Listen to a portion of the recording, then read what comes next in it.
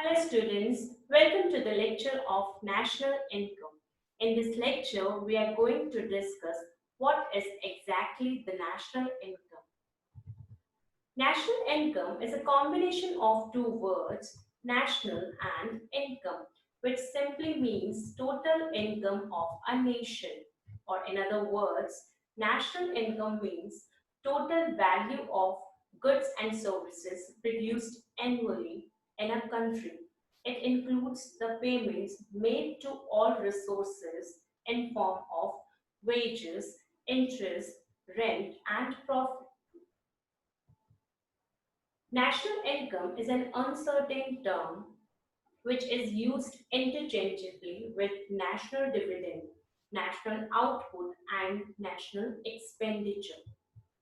The definitions of national income may be grouped into classes as traditional definition, and it was advanced by Marshall, Pigou, and Fisher.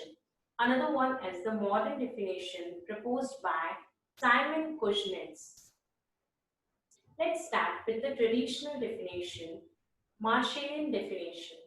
According to Marshall, the labor and capital of a country acting on its natural resources produce annually a certain net aggregate of commodities, material and immaterial, including services of all kinds. This is the true net annual income or revenue of the country or national dividend. Now we will understand what Marshall wants to say. So this definition is based on these four major things as production, annual calculation, net value, and net factor income from abroad. The slide shows the five factors of production as land, labor, capital, entrepreneur, and organization. So according to Marshall, whatever is produced, it will come to the market and sold, which generates income for a country and increases the demand of goods and services. So production is the main criteria of Marshallian definition.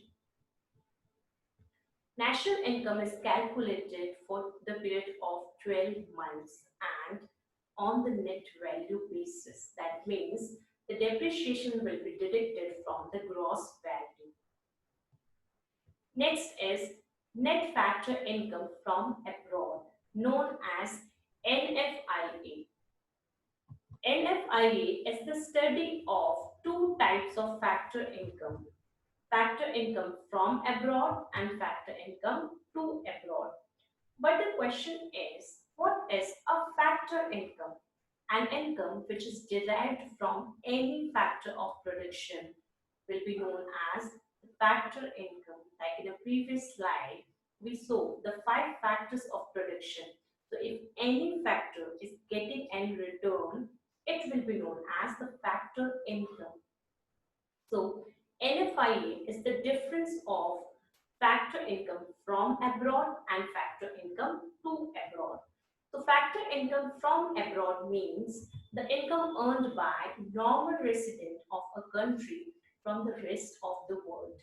That means if an Indian citizen is living in any other country and working and getting income, so there will be an inflow of income from other countries to India, and this will be known as factor income from abroad.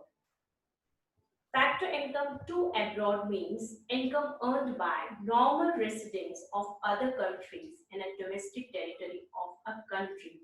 That means the citizens of other country, they may also work in India and get their income. So if they are getting income, there will be an outflow of income from India to abroad, and this will be known as the factor income to abroad.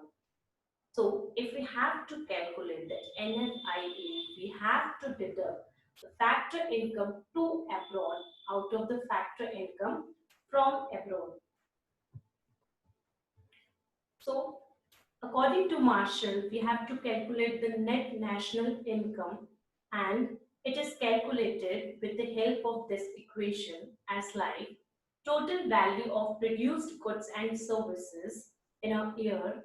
We have to deduct the depreciation from it to get the net value, and we have to add the net factor income from abroad to get the net national income. Though the Marshallian definition is very simple and comprehensive, but still there are many drawbacks in this definition as problem of double counting, self-consumption, unnecessary categorization of commodities. So the first limitation is problem of double counting. Double counting means counting of the value of a same product more than once is known as double counting. And this double counting problem we face due to the intermediate goods. So an intermediate good is a product which is used to produce a final product or a finished product. So we understand this intermediate goods with the help of an example. Like there is a product sugarcane and it is produced by A. So A is the producer of sugarcane and sugarcane is an output or a final product for A. A sold sugarcane to B and sugarcane is an input for B. By using sugarcane, B produces sugar and sugar is an output or a final product for B. So here the intermediate goods is a sugarcane because it is an output for A and working as input for B. We understand with the help of this table that how we face the problem of double counting. So as like there are three stages and in every stage there is a production. So we start with the first stage and here the product is wheat and the producer is a farmer. The farmer produces wheat and sold this for rupees 10,000. So in this case, there is no intermediate goods and here the value added in the economy is rupees 10,000. Farmer produces wheat and sold to a miller. So this is the second stage of production and miller purchased wheat for rupees 10,000. So wheat is working as an input for miller and here the value of the intermediate goods will be rupees 10,000. So miller converted the wheat into the flour and sold this flour to a baker for rupees 12,000. So here the sale value will be 12,000 and the value added in the economy it will be 2,000. Now we move to the third stage where the baker purchased flour for rupees 12,000 and here the intermediate goods value is 12,000 and baker processed bread out of the flour and sold this for 15,000. So here the value added in the economy it will be 3,000. Now it is the time to calculate the national income. So if we go through according to the Marshall, then we have to add all the production value. So as like we have included all the production and here the national income is 37,000. But if we are calculating the national income according to Marshall, we are facing the problem of double counting because we are counting more than once. So here the national income will be overestimated. So to avoid this double counting problem, we have to take the another method as like the value added method. So we added all the values and here the national income is 15,000 or we can take the final value transaction as like in the third stage it is the final stage and here the production and the sales value is 15,000. So we can also adopt this as a national income. The next is self-consumption. Self-consumption means consumption of own production. As Marshall assumed that what is produced, it will come to the market. But is it really true? All the productions are coming to the market? No. Why it is not coming? Because of the self-consumption. There are many commodities are produced but not marketed. The producer, they are keeping some products for the self-consumption and sometimes they exchange it for the commodities. So it reduces the production which is coming to the market, and here due to this the national income will also reduce. So we are facing this problem, and here if we are calculating according to the Marshall, so the national income will be less, and we are facing, we are correcting, we are calculating a wrong estimation. The next is unnecessary categorization of the commodities. So as per Marshall, production is the basis of calculating the national income. So here we will calculate the national income on the basis of the number of the commodities produced. Now here we will check the practical aspect of Marshallian definition.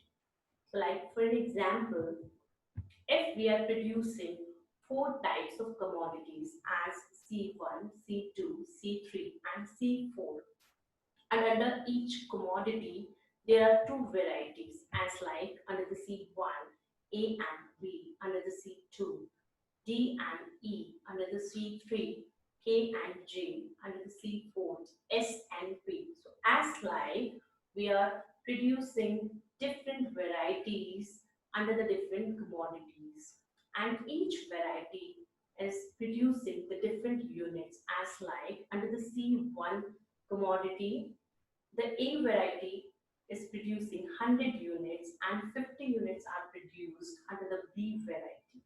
So as like we can see in the slide, as the different commodities are there, so they are having the different varieties. So under the different varieties, different units are produced. Now we have to think that if we are calculating the national income according to Marshall, we have to unnecessarily categorize the commodities as like this. And this is only the example of four commodities. But in practical life, there is numerous commodities which are produced. So how it is possible to calculate the national income according to this? After Marshall, Professor Pigou defined the national income in his way as like national income is that part of objective income of community, including of course income derived from abroad which can be measured in money. That means the income which can be expressed in terms of money is known as the national income according to Professor Pigou. So the PIGOUVIAN definition is also not free from the criticism. So there are some limitations of this definition as it is applicable to only developed countries where the goods and services are exchanged for money. But what about the backward and underdeveloped countries where still there is a major portion of the production is barter and there is no exchange of commodities for the money. So if there is no solution given by the people for these backward and undeveloped countries. So we criticize Pigouvian definition for this. The next is narrow approach. So Pigu considered only those commodities and services which can be expressed in monetary terms. But what about the other commodities which were produced but not exchanged for money? An entrepreneur has purchased raw material for these commodities. He also paid wages for these commodities. He also paid rent for these commodities. So Professor Pigu didn't clarify anything about these commodities. So we criticize. The next is not correct estimation. So according to Pigu, the services which can be exchanged for money, only these services can be included in calculation of national income, but there are many services which cannot be expressed in terms of money. So what about these services? Like for an example, a woman's service as a nurse is included in the national income, but if she worked in home to take care of her children, so these services will not be included in the calculation of the national income. So here it is the time to understand about these services, because if we are not including them, so it reduces the national income of a country. So there is a need to look these kind of the services. So the next definition was given by Professor Edwin Fisher, and according to him, the national dividend or income consists solely of services as received by ultimate consumers, whether from their material or from the human environments. Thus, a piano or an overcoat made for me this year is not a part of this year's income, but an addition to the capital. Only the services rendered to me during this year by these things are income. So, Professor Edwin Fisher adopted the consumption as a main criteria to calculate the national income. Fisher adopted the consumption, and according to him, it provides an adequate concept of economic welfare, which is dependent on the consumption, and consumption represents standard of living. Now we have to understand the Fisher's definition with the help of an example. Now this is a D, and D purchased an umbrella for rupees 100. The price is 100. The life, or you can say the durability of an umbrella is assumed 10 years. Now, we have to calculate the annual consumption, because Professor Fisher highlighted in his definition the annual consumption. The annual consumption, that means if I purchased a product, so how much services I'm taking from that product. That means how much I'm consuming or using a product in a year. This will be known as annual consumption. And we also gave one formula to calculate this annual consumption. So we can calculate this annual consumption as total price divided by its life or the durability. That means here the price of an umbrella is 100 rupees and the life or the durability is 10 years. So we divide the total price by its durability. As like 100, it is divided by 10. That means rupees 10. It will be annual consumption. So now here we will calculate the national income according to all traditional economists as like Marshall, Pigou and Fisher. So in this example, if you want to calculate the national income according to Marshall, so it will be rupees 100. Why? Because an umbrella was produced, total production value is 100 rupees. So this will be the national income.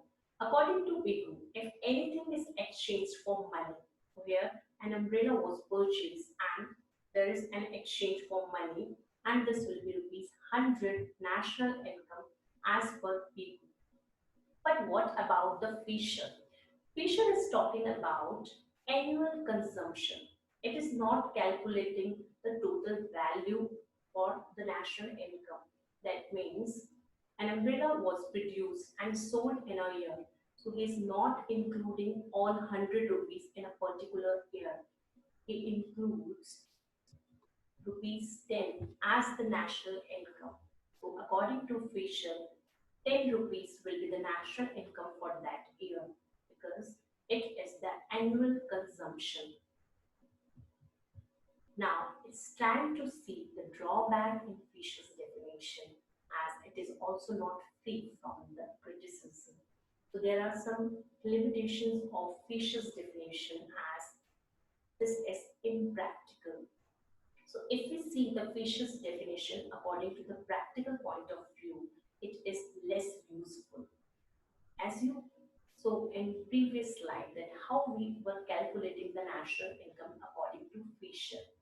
So if we talk about the durability or the life of a product, it is very difficult to calculate the life of a product because the life it depends on the maintenance of a product. That means how you are handling a product. So this approach is impractical. There is nothing like annual consumption. The next is consumption at different places. If we talk about the practical, so definitely there are many consumers who are consuming a product at different places.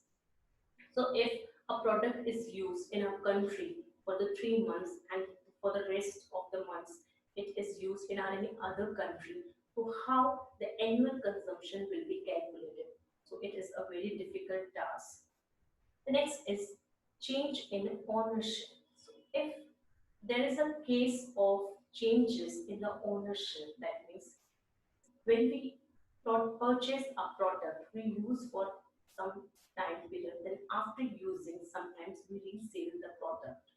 So if there is a change in ownership, how the annual consumption can be calculated.